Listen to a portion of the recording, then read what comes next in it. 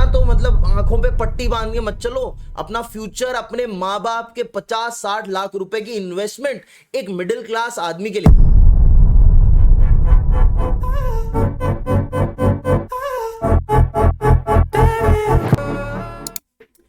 Hello guys, अस्सलाम वालेकुम, नमस्कार, आदाब, सत श्री अकाल। कैसे हैं आप सब लोग? उम्मीद करता हूं सब लोग बहुत बहुत ज्यादा अच्छे होंगे। मैं आपका अपना अभिषेक भैया, MBBS 4th year student at Tairunnessa memorial medical college and hospital, Gazipur, Bangladesh. आज का वीडियो बहुत बहुत बहुत बहुत ज्यादा इंपॉर्टेंट वीडियो है।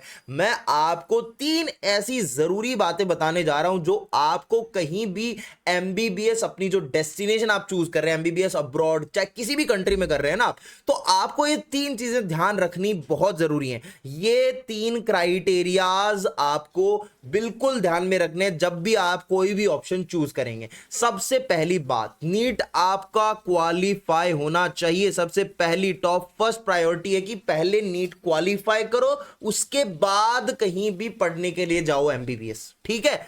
अब ये तो बहुत बढ़िया बात है, क्या नई बात बता दी आपने। ये तो हर वीडियो वाले बताते हैं, इसको इसके बारे में तो सबको पता है। अरे कुछ नया बताओ भाई, नया।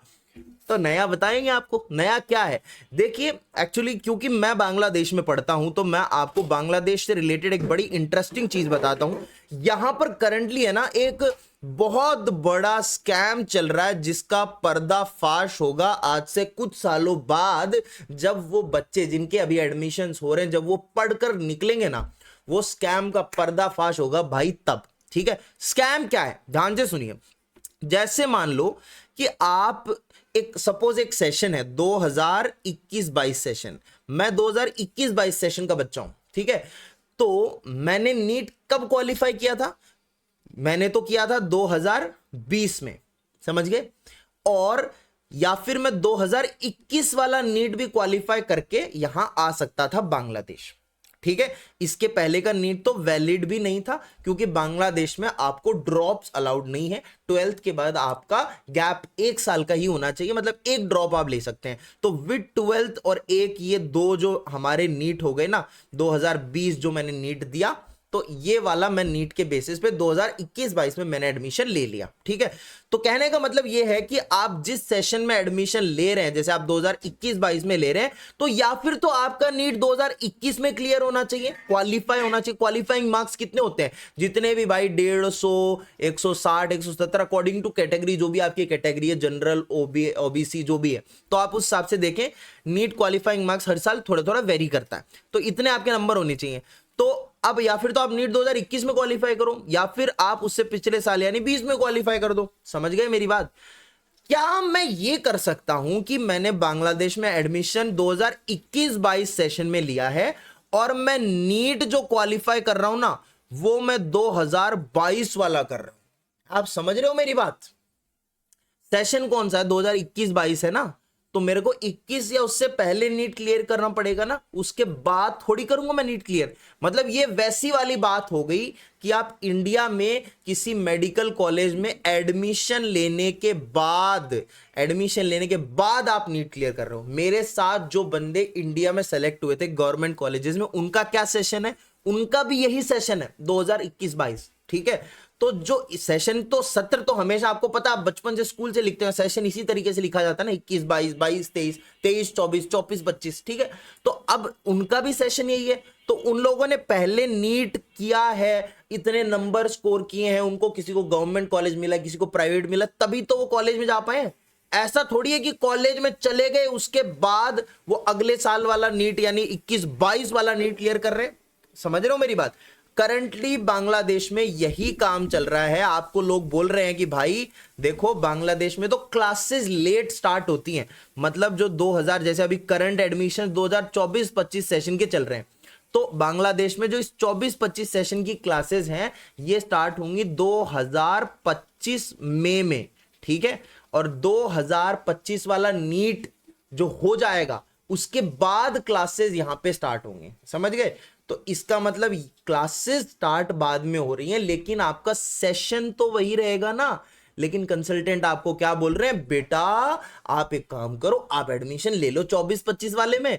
आप क्यों वेट करोगे 25-26 सेशन का? आप 24-25 वाले में लो। आपका 24 में नीट क्वालिफाई नहीं है, कोई दिक्कत नहीं है, हम आपका टाइम सेव करेंगे। आप एक काम करो, मई में जो नीट होने वाला है 2025 में, ये वाला नीट दो, और फिर उसके बाद में मई में ही क्लासेस स्टार्ट होंगी ना बांग्लादेश में, later part of the May में आफ्टर नीट, तो आप उसमें एडमिशन ले लो और बांग्लादेश चले जाओ पढ़ने के लिए। तो भाई तुम में कॉमन सेंस नाम की चीज है कि नहीं? जो लोग इन चीजों पे ट्रस्ट कर रहे हैं, मतलब तुम लोग सोच रहे हो कुछ कि after your admission you are clearing NEET. समझो मेरी बात, क्लास कब स्टार्ट हो इससे कोई मतलब नहीं है, लेकिन कम से कम आप इस चक्कर में तो मत फंसो। अच्छा, इसका कॉन्सिक्वेंस क्या है? कंसल्टेंट आपको बड़े बड़े वादे करेगा, बड़ी बड़ी बातें करेगा कि अरे कुछ नहीं होता, अरे ये है वो है, वो आपको सेटिस्फैक्ट्री, बिल्कुल सेटिस्फैक्ट्री एक्सप्लेनेशन देगा और आप उससे कन्विंस भी हो जाओगे। लेकिन बेटे एक बात ध्यान में रखना तुम मेरी, जब आफ्टर कंप्लीटिंग एमबीबीएस, अच्छा सुनो, एमबीबीएस के ड्यूरेशन में पूरे 6 इयर्स में आपको कोई प्रॉब्लम नहीं आएगी, कोई नहीं पूछेगा आपको, कोई नहीं बोलेगा, वो लोग कुछ ना कुछ जुगाड़ करके दे देंगे, सब सेट चलेगा एकदम। 6 साल तक आपको कोई कुछ नहीं बोलने वाला, एकदम स्मूथ आपकी जर्नी जाएगी एमबीबीएस की, सब हो जाएगा। लास्ट में आप दोगे एफएमजी, एफएमजी देने के बाद जब आप जाओगे अपना एलिजिबिलिटी सर्टिफिकेट लेने के लिए, तो अब आपको वो नहीं दिया जाएगा, क्योंकि वहां पे आपसे क्वेश्चन पूछा जाएगा कि बेटा तूने एक पीछे वाले सेशन में एडमिशन लिया और उसके बाद तू आगे वाले साल में नीट क्लियर कर रहा, व्हाट इज दिस? कॉलेज में जाने के बाद उस सेशन के अगले सेशन में कैसे नीट क्लियर? तो वो नीट माना ही नहीं जाएगा। आप समझे मेरी बात? तो उसके बाद आप कहीं किसी स्टेट में कहीं भी आप रजिस्ट्रेशन के लिए अप्लाई ही नहीं कर सकते। तो उस एमबीबीएस का, उस इतने 50 लाख रुपए का क्या फायदा? तो क्या होगा? जिंदगी बर्बाद, कुछ नहीं कर पाओगे लाइफ में, समझ गए? आज अरे भाई बांग्लादेशी है क्या ऑप्शन? चले जाओ रशिया, चले जाओ, इधर उधर चले जाओ, वहां टाइम सेव कर लो। पढ़ाई तो करनी है बच्चे को ही ना, देश से फर्क पड़ता है। आई अग्री, आई एडमिट की कंट्री से फर्क पड़ता है कि कंट्रीज में अलग अलग क्राइटेरियाज होते हैं, अलग अलग सिस्टम से पढ़ाई होती है। लेकिन ऐसा तो नहीं है ना कि मतलब तुम बांग्लादेश आओगे तभी उद्धार होगा। अरे कोई दूसरी कंट्री चूज कर लो, इससे बढ़िया तो कम से कम। और एटलीस्ट अगर तुम्हें कोई भी डाउट्स है पूछो, मैं तो अपना नंबर तक दे रखा है, आप इंस्टा पे, फेसबुक पे नंबर से, व्हाट्सएप पे, कैसे भी यू कैन कांटेक्ट। जब भी समय मिलेगा I will talk to you, मैं आपको खुद ही समझाऊंगा ये चीज।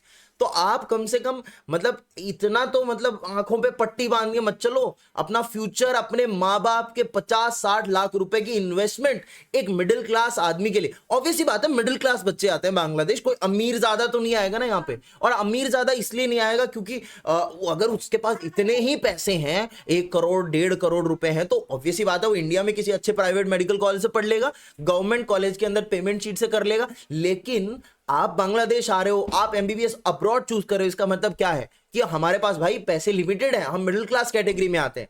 तो हमारे लिए मतलब वो 50-60 लाख रुपए इज लाइक हमारे पेरेंट्स की मतलब पूरी जिंदगी भर की सेविंग है, उनके खून पसीने की कमाई है। सो आप ऐसे लोगों पे ट्रस्ट मत करो, समझ गए? तो नीट पहले क्वालिफाई होना चाहिए। तो और जो 24-25 बैच में जो बच्चे आ रहे हैं वो इस चीज का खासकर ध्यान रखें, 2024-25 बैच, तो या फिर तो आपकी नीट 2024 में क्लियर होनी चाहिए, क्वालिफाई होनी चाहिए, या फिर आपकी नीट 23 में होनी चाहिए। ऐसा नहीं हो सकता कि आप 24-25 सेशन में एडमिशन ले रहे हैं और आपका 25 वाला नीट आप क्लियर कर लेंगे और फिर यहां आ जाएंगे। ठीक है, आ जाएंगे, कोई दिक्कत। अरे बांग्लादेश वालों को क्या मतलब है? यहाँ पे कॉलेजेस बैठे आराम से, कॉलेजेस हैं, सिस्टम है यहाँ पे। थोड़ा बहुत कंसल्टेंट्स ये लोग जो होते हैं, ये जुगाड़ उगाड़ करके थोड़ा बहुत पैसा वैसा खिला के ये करवा देंगे काम, तुम आ भी जाओगे यहाँ पे। फिर आगे क्या? What will be your future? समझ रहे हो मेरी बात? तो अपना ध्यान रखो। So this was the first very important criteria कि आपका नीट क्वालिफाई होना चाहिए।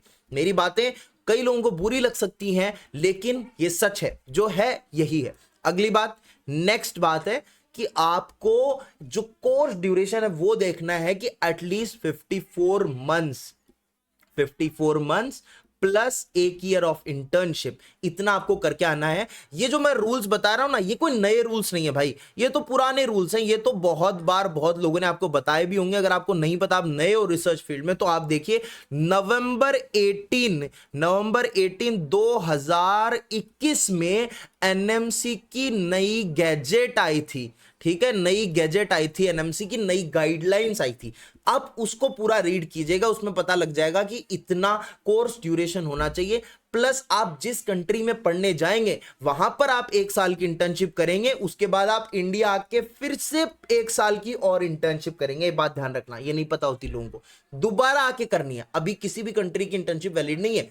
अगली बात, अगली सबसे third very important thing to know क्या है कि आप जिस भी कंट्री में पढ़ने के लिए जा रहे हैं, आज क्या है, बच्चों को कंसल्टेंट ने समझा दिया, 1 घंटा 2 घंटा बढ़िया गोलियां पेली, बढ़िया गोलियां दी, अच्छे से ऑफिस में बिठा के 4 चाय पिला के आदमी को पूरा सेट कर दिया, पेरेंट्स को सेट कर दिया। लेकिन आप एक चीज का ध्यान रखें, उनका अपना मतलब है। एवरी कंसल्टेंट या जो भी लोग मार्केट में काम कर रहे हैं, मेन मकसद क्या होता है, पैसा बनाने का मकसद होता है।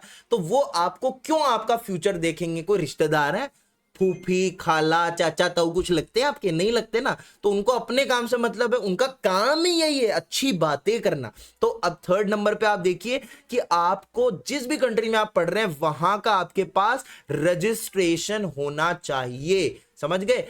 अब यहां पर बात आती है, बहुत सारी कंट्रीज ऐसी हैं जहां पर आप पढ़ने के लिए जाते हो, एमबीबीएस कंप्लीट करते हो, after that you get to know कि वो तो फॉरेनर्स को रजिस्ट्रेशन ही नहीं देते, या फिर आपको वहां रजिस्ट्रेशन करनी है तो आपको एक एग्जाम देना पड़ेगा। समझे मेरी बात? फॉर एग्जाम्पल, सपोज आप एक कंट्री में जा रहे हो, उसकी एक पर्टिकुलर, मैं यहां पे किसी का नाम नहीं लूंगा, लेकिन मैं आपको बता रहा हूं, एक आप कंट्री में जा रहे हो, वहां पे बहुत बच्चे जाते हैं, वहां की लैंग्वेज में आपको after completing 6 years of MBBS there, आपको वहां की लैंग्वेज के अंदर एग्जाम देना है, वहां का लाइसेंसिंग एग्जाम, ताकि आपको वहां का रजिस्ट्रेशन मिले। उसके बाद आफ्टर दैट, इस रजिस्ट्रेशन के बाद आप एफएमजी के लिए इंडिया में अप्लाई कर पाओगे। समझे मेरी बात?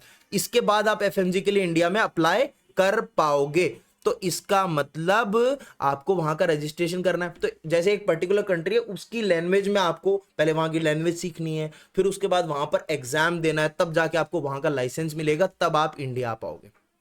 तो ऐसा काम करना ही क्यों है? Suppose I am studying in Bangladesh, okay, तो बांग्लादेश के अंदर है ना, क्या है कि हम लोगों को as per the local student, जो हमारे साथ हमारे बैचमेट्स हैं, जो लोकल बच्चे भी पढ़ रहे हैं, उनके जैसे ही हमें भी अपना रजिस्ट्रेशन मिल जाता है without giving any exam. So it is a very very good and very plus point. अभी आप देख रहे हो बहुत सारी कंट्रीज ने एग्जाम लेना स्टार्ट कर दिया है। तो अब कई लोग सोचते हैं, कंसल्टेंट आपको वो बोलते हैं, अरे बांग्लादेश में क्या है, बांग्लादेश में तो कुछ भी नहीं है, यहां तो पता नहीं इंफ्रास्ट्रक्चर, फलाना धिमकाना, 100 बातें आपको बोलेंगे। भाई तुझे पढ़ने के लिए आना है, ठीक है, तो पढ़ाई पे ध्यान दे, पढ़ाई पे फोकस करे, वो बेटर है। आप कई बार ये सोचते हो कि नहीं, मैं तो ना एक बढ़िया कंट्री में जाऊंगा जहां पे सब कुछ फोटोजेनिक कंट्री होगी, जहां पर अच्छी इंफ्रास्ट्रक्चर होगी, वहां पर जाकर के मैं पढ़ाई करूंगा और उसके बाद में मैं वहां पर कोई दिक्कत नहीं है, लाइसेंसिंग एग्जाम आपको कंसल्टेंट बोलेंगे आसान होता है। अरे भाई आसान है, टफ है, कैसा भी है, लेकिन एग्जाम तो है ना, एग्जाम है ना। अब आप देखिए, जैसे मैक्सिमम बच्चे, एक एग्जांपल देता हूं आपको, मैक्सिमम बच्चे विद 12th नीट क्लियर नहीं कर पाते हैं, ठीक है। क्यों नहीं कर पाते हैं? क्योंकि मार्च के लगभग फैब मार्च में आपका क्या चलता रहता है, बोर्ड का एग्जाम होता है। आप पूरे साल से प्रिपेयर कर रहे हो, विद 12th ही आप प्रिपेयर कर रहे हो, 11th 12th आपने कोचिंग ज्वाइन की है या घर से ऑनलाइन पढ़ रहे हो, एंड आफ्टर दैट आपको देना है नीट मई में, ठीक है। अब आप क्या होते हैं, बीच में डिस्ट्रैक्ट हो जाते हो, यू गेट डिस्ट्रैक्टेड, बिकॉज यहां पे बोर्ड एग्जाम थी। क्या बोर्ड एग्जाम टफ होती है? नहीं, बोर्ड एग्जाम बिल्कुल भी टफ नहीं होती है, बहुत ज्यादा इजी होती है, पास करना आसान होता है, कोई दिक्कत नहीं होता, ठीक है। लेकिन एक आपके लिए हर्डल तो आ गया ना बीच में, आपकी जो रेगुलर एक पेस में पढ़ाई चल रही थी वो तो डिस्टर्ब हो गई। आपका मेन टारगेट था नीट, जो मई में होने वाला था। अब आपने मार्च में बोर्ड की एग्जाम खत्म करी है, फिर आपको अप्रैल का टाइम मिला और फिर उसके बाद में आपका मई में नीट आ गया, तो आप उतना अच्छा परफॉर्म नहीं कर पाए जितना आप कर सकते थे। तो बच्चे फिर क्या करते हैं, ड्रॉप लेते हैं, ताकि फिर रेगुलर बेसिस पे कोई डिस्ट्रैक्शन ना आए, हमको एक टारगेट, एक गोल पे फोकस करना पड़े, ठीक है।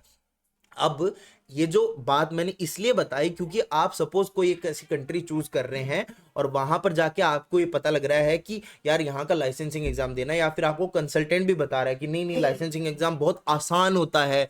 और भाई आसान, पहली बात तो वो एग्जाम अब तक हुआ ही नहीं, क्योंकि ये रूल्स 2021-22 वाले बैच से अप्लाई हुए हैं और इस बैच में मैं हूं, ठीक है। तो अब मेरे बैच वाले, मेरे साथ के बच्चे जो हर कंट्री में पढ़ रहे हैं, वो जब पढ़ करके निकलेंगे तब फर्स्ट टाइम रेस्पेक्टिव कंट्रीज के अंदर वो लाइसेंसिंग एग्जाम होगा, सब फॉरेनर्स देंगे उसको, ठीक है। तो ये तो बिल्कुल बेसलेस चीज है, हमें तो पता ही नहीं कि हार्ड होगा, टफ होगा, कैसा होगा, वी डोंट नो। तो ऐसे अंधेरे में तीर मारने का क्या फायदा भाई। अगर एग्जाम बहुत इजी भी हुआ, ठीक है, तो एक तो पर्टिकुलर कंट्री के लैंग्वेज में होगा, ठीक है। अगर कुछ कुछ कंट्रीज में चलो इंग्लिश में भी हो रहा है, तो भी भाई ये तुम्हारे लिए डिस्ट्रैक्शन जैसा है। इट इज बेटर कि आपको फ्री में लाइसेंस मिल जाए वहां का, एंड आफ्टर दैट आप आराम से इंडिया आ पाओ, आप एफएमजी के लिए अप्लाई कर पाओ। और मेन आपका टारगेट एफएमजी एग्जाम क्लियर करना है।